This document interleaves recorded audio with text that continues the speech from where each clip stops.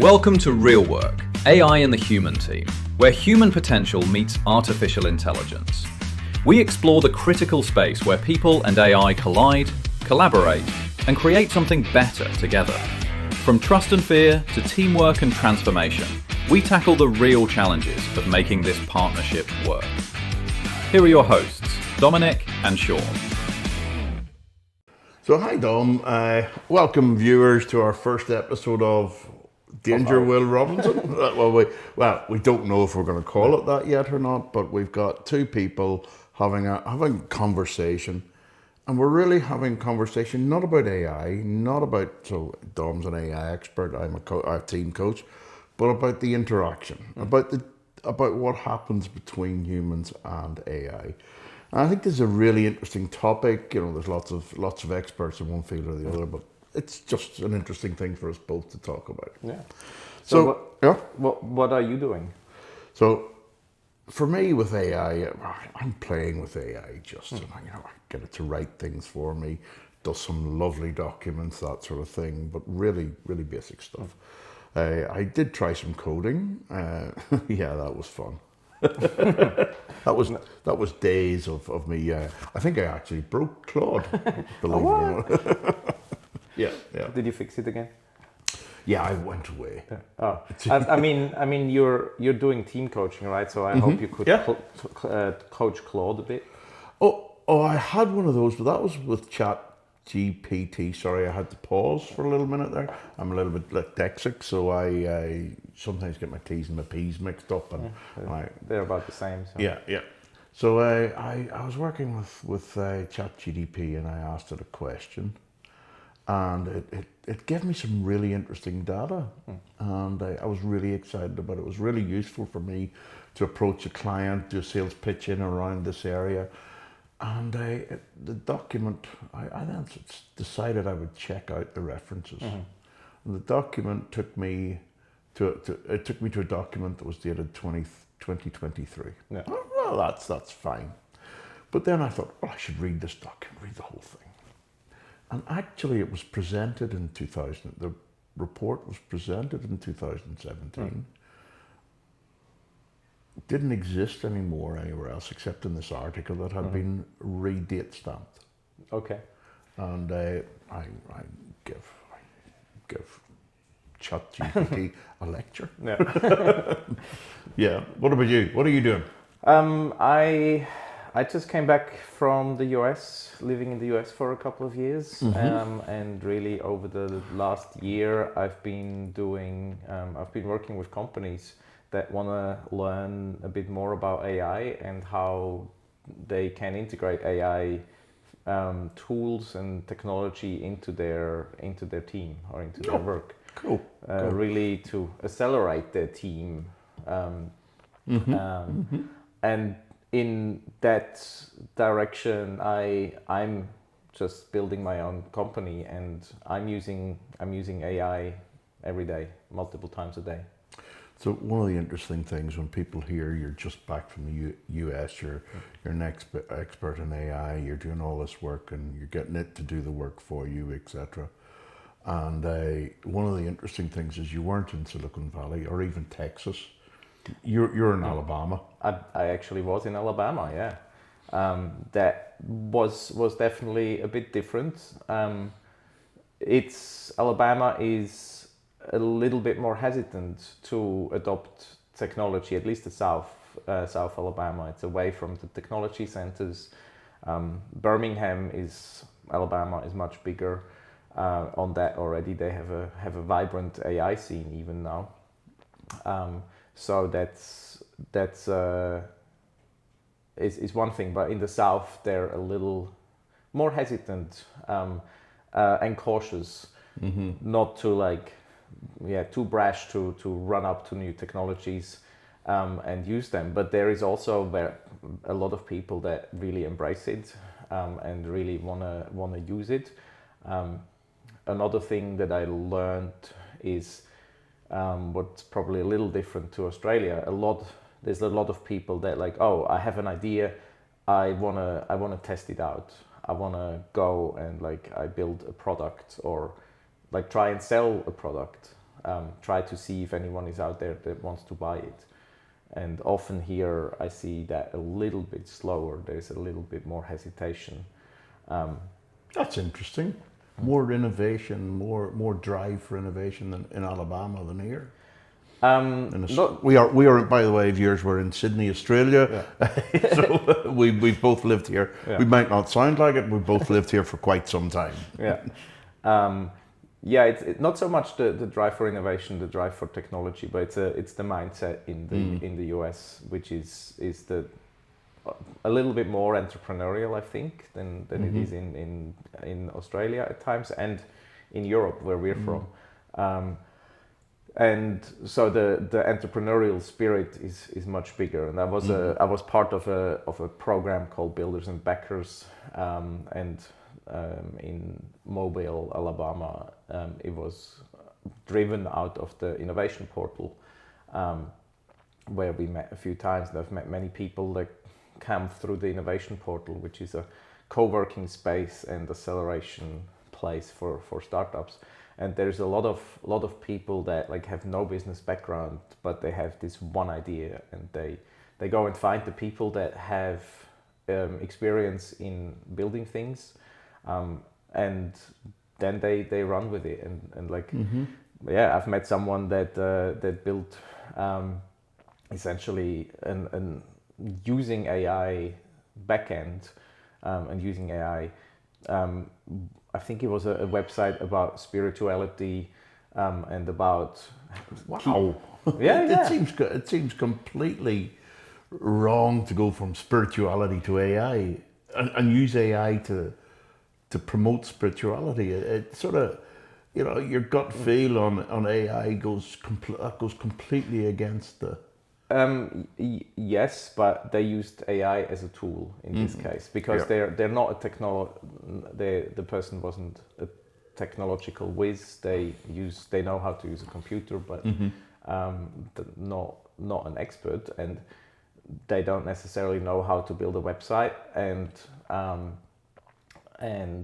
also don't have the funds to go and hire a web design agency to build their website. But they, through the program, I don't either. My website's awful. Well, maybe we should look at that. Maybe we should. Yeah. Maybe we can get some of your tools, because we were discussing just beforehand how the various different, a number of different tools, and they're all specific to certain areas of expertise. They can't do other things. Yeah. But I'm going to go back a step, Dom. You said Alabama, and you said some hesitancy and some acceptance.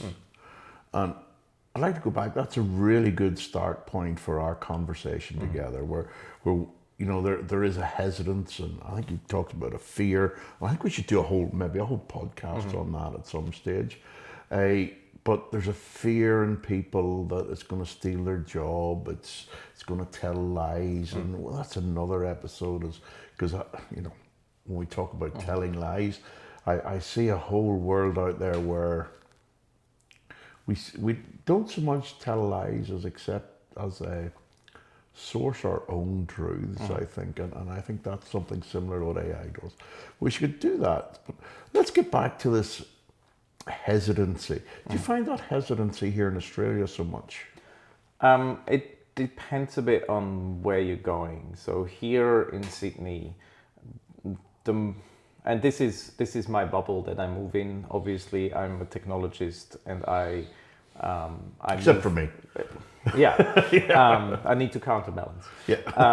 And so I move often in circles that are very accepting and experienced using new technology, and so the people that I often talk to, they are very accepting and very exploratory. They go and use it. I also but you run a business and you talk to people who don't do that. How do you find them?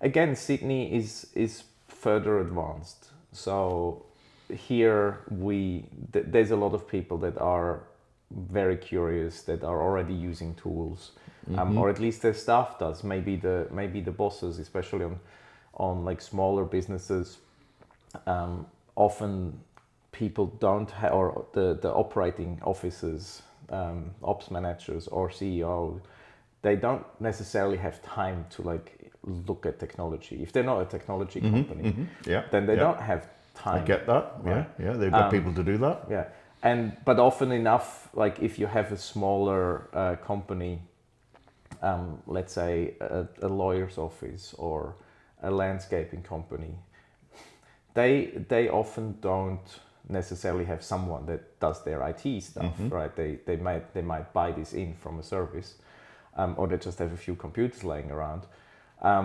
and so they're working on their business or in their business, and they don't really have the time to look at other stuff. But often enough, there is an employee or two that like got a new phone recently, and with the new phone, they have a year's worth of Google Gemini subscription, or they really like how ChatGPT can help them to do meal prep by, it's like, hey, ChatGPT, I have this in the fridge, I need to make food for a week, give me recipe ideas.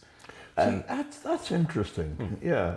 Because for me, I love to cook, as you know, and I've cooked many times for you, and as you have for us, and we would have parties at What Not All and share food many times. But when I look in the fridge and I come up with a recipe like that, it gives me a sense of satisfaction, pride that I've actually done this. Yeah.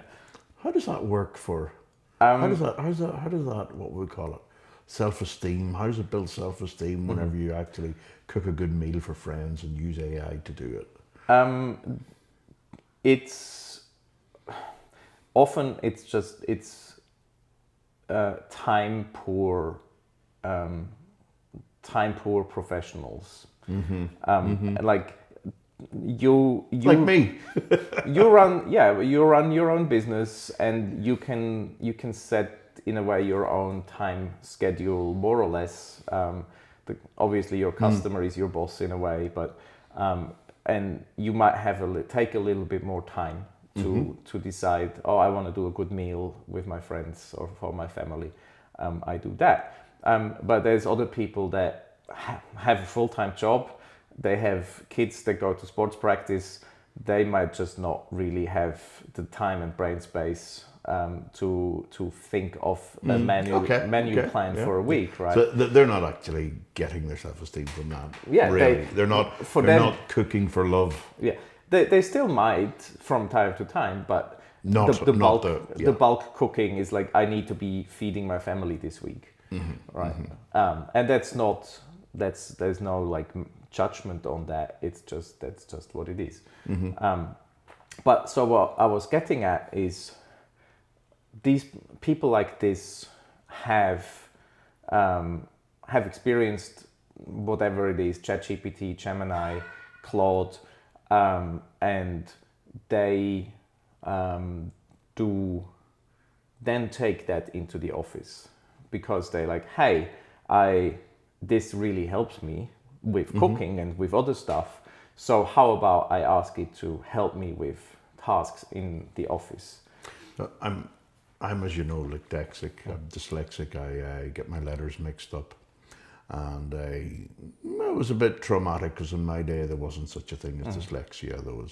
You were punished for not doing your homework, and what I find really beautiful is that it can help me frame words and takes that fear away of writing prose of any type, even a short email where I need to have an impact.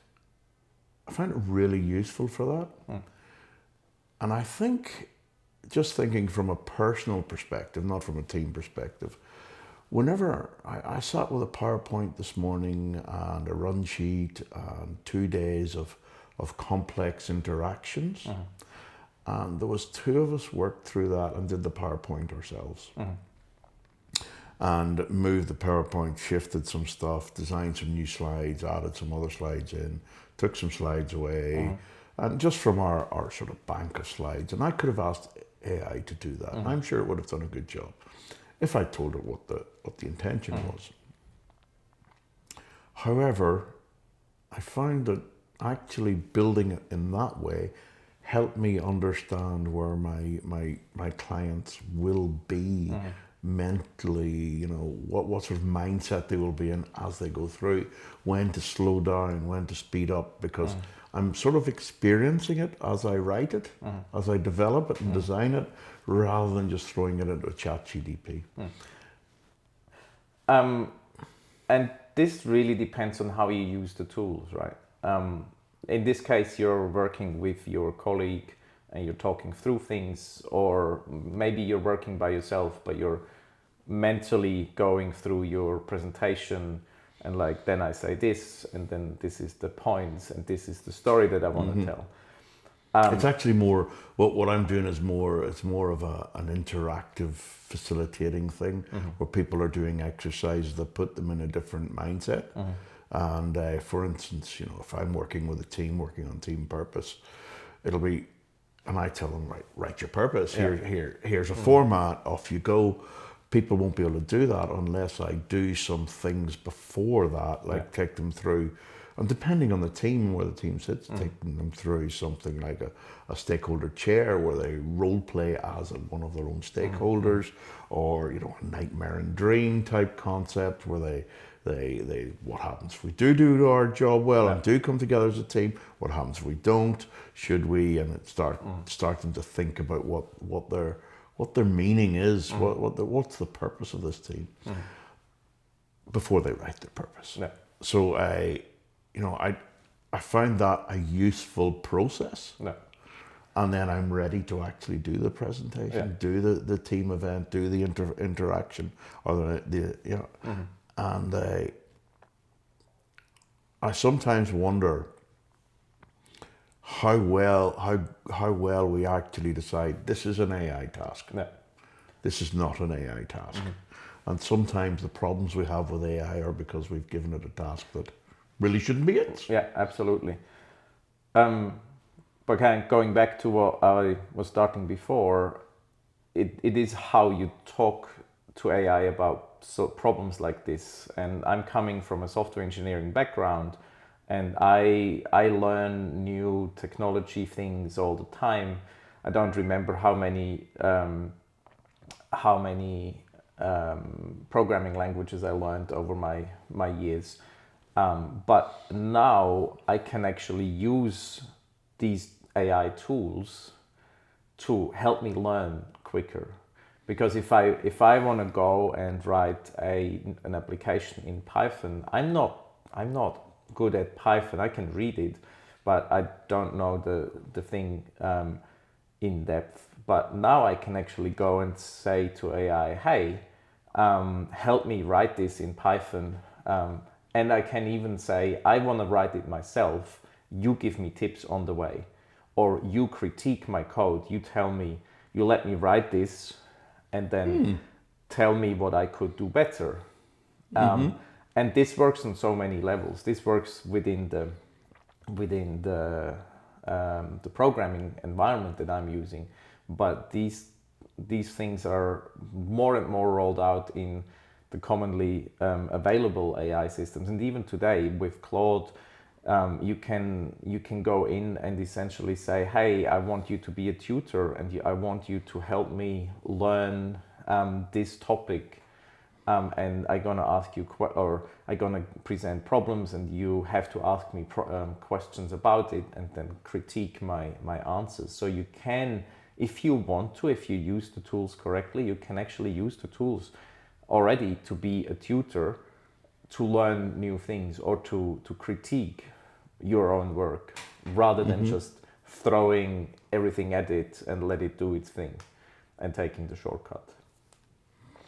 I have actually had some experience of that, but before I talk about that, about exactly what you're talking about, from a less coding background, the last coding language I used was BASIC. I don't know if anybody's even heard of that nowadays. But I did keep up some sort of coding going after that, and I do remember moving from Siemens S5 to S7. Don't know about 9. Didn't get there. Programming PLCs and that sort of stuff in operations and factories and stuff. The piece around, I've had some experience with that. And I've had a really good discussion with Claude, and I've told it to do the research thing, because there's a research button. You told me about it. And I'd done all that, and it was quite exciting, and it sent me down a path, and I went, no, that's wrong. And I said, okay, that's wrong, let's go this way. And it took on board my opinions, went out and found some stuff. And yet, it took something on that it kept telling me that the methodology we use is complex, whereas actually it's not. But it's found somewhere or other that it's complex. You know, there are some simple models for team coaching around that aren't based in science. Ours is based in science. The one I use is based in science. The main one I use is based in science, research, peer reviewed, all that sort of stuff. But it was too complex. And yet I look at other team coaching, most other team coaching methodologies are even more complex. They're actually almost complex to the point where they're, how'd you put it, glorifying the team coach. Whereas we're trying to bring it to a level that real factors. So I didn't agree with everything we ended up with, but I do see where it's coming from, and it is an avenue for marketing for me. So yeah, it was an interesting adventure. Yeah. So what do you see besides like doing research and that? What do you use AI systems for, or where do you see a benefit for you? For me, you know, there's a distraction that it creates. It keeps offering me suggestions when I don't really want suggestions. I just want to open the email, that's all. I don't need a suggestion on how to open the email. I do see that if I was selling widgets, a huge opportunity for it to do all the background stuff. I do see building a bank of information and using it that way. I don't know, how would you put it? If I could actually link various different exercises that we do in teams, link them to purpose, bring that in and get it to learn from that. Because I'm not 100% sure it learns. I asked it about team coaching, and I asked it to do something around team coaching. And I went, no, I'm not going to get them to blow up balloons or whatever ridiculous thing it asked me to do. And I sort of gave up at that, but I think it's worth having another little look and say, what are the things we can do?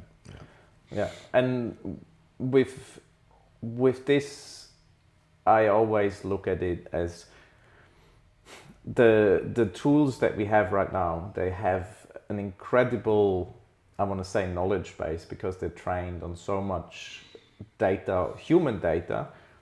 And that human data sometimes is flawed and is contradictory, right? And that's where problems sometimes come in, where it's like suddenly trying to reconcile two different points of view and make one, and then present that as a solution to you. But I often compare it to a very intelligent or very fast intern, essentially, that hasn't much life experience and doesn't have much business experience. And so if you imagine it's Monday morning and your new intern starts today, he or she comes freshly from college, doesn't Reads really quickly, writes really quickly, writes pretty well. right? Yes, I must admit they're called large language models. Or, they're fantastic at language. Yeah. And so imagine they have their mindset, where they're coming from. I put that phone on Do Not Disturb. Doesn't really care about that, hey? So they come in and they have their own upbringing and their own school experience, but they don't really have a business experience yet. And then you say, hey, go and give me 10 ways to do better team building, because I have a presentation to a customer tomorrow. I need to build a presentation. They would probably go and like search the internet, Google it, and even before Google did the AI summary, they will come up with a few websites, and then there is probably a few websites that say blow up balloons together and like fall in each Absolutely, other's arms. yes. Roll balls down tubes and things like Exactly. that. Whereas, So- from my experience over the last many years, teams don't get better throwing balls down tubes. They only get better doing the work that they do. Yeah. So now compare that to you. The new intern comes in, and same scenario as before, but now you give them your training materials that your company develops, your extensive knowledge of what worked for your big and small teams. Your I don't know if you have case reports that you keep for your own record, so that you can, if you go back to the customer in 6 months, and you give them all to that intern. And is that intern a human, then it will probably take them a week or two or a month to read through all of that and process that. Never mind, actually, I create some opinions and concepts from that. Yeah, Exactly. Yeah. But now you could go and say to your intern, here is all that knowledge, process that, and now create a specific output. This is what I give you as an input. This is what I expect. Here is a couple of examples. Go and do that. Then even the human equivalent would probably do a much better job than just blow up some balloons. And the same is true with the AI tools that we use today. So if you don't give them a goal that is measurable, that they can work towards, and don't give them specific knowledge about what you want to do, And don't tell them it's wrong when they do it wrong. then they're just here. They're programmed to please and to make the best of it, and so that would lead to a bad outcome. But if you give them the tools and the context, they will get you a much better result. You still will want to work through stuff and edit it yourself to make it your own program, but to get a baseline outcome, you will get much better results. So, some things sprung to my mind, some nice little wrap-up points, and I think we can do a little bit of a wrap-up now. I don't know how long have we been going. Duration 300 milliseconds. I don't think that's the right number. Anyway, the intern and the intern concept is very powerful for me, because what I found was that when we lead people, we got to be conscious of a whole lot of things. People got to get satisfaction. They've got a sense of achievement. We've got to design their jobs in ways that they're motivated, and people will actually do better. They will do better than AI. However, AI is wonderful for those sort of tasks that nobody really wants to do, and keep doing them. And you don't have to worry when they first start about will we retain them or will they leave, or what do we have to do? And in the long run, humans going to be better at their job. But first time you ask them the question, AI might do a better job. Yeah, it's definitely changing how we work. And in the prep to this video, we talked a bit about how technology has changed in our lifetime, and before our lifetime. We talked about the mechanical looms that come in, and the Luddites, that came in to smash them, and then how that might have changed from the great grandma who knew several dozen different stitches to make a fabric, or make the weave the fabric, and then her daughter might have now known how to use a manual loom, and then the granddaughter might know how to program the loom, and how the magic of the loom working itself that the Luddites saw could still be the magic of AI. Yeah. And it was, we talked about a story earlier where I was working with somebody, I'm a little older than Dom, who had just got a computer. We used to walk around with a stiff floppy disk, one of the nice hard ones, a 3.1, just after the 3-inch disk instead of the 5-inch disk. 3.1, I don't know why that number's important in computing. Everything seems to be 3.1. We put the spreadsheet on a disk, and we marched it around all the various different departments, and then we brought the data to a central location to actually assimilate it, and kept the backup at that central location. And then every day we walked around and we got everybody's data, which was a crazy thing, but so much better than the reports. But this one particular guy I had working with me, and he had no idea of computing, and brand new to computer. Somebody put one in his office. That was the first time he'd seen one in real life. And he could take a car apart, put it back together again. He knew exactly what was going wrong. He would listen to a car driving down the street, said, well, you need to do something with your tappets, all that kind of thing. Really, really good at any kind of machine. And he couldn't work a computer. And he got really tied up. Well, every time I asked him, well, you just put it in, it'll do that, it'll do that, it'll do that. Yeah, but how? Yeah, but how? And he had real difficulty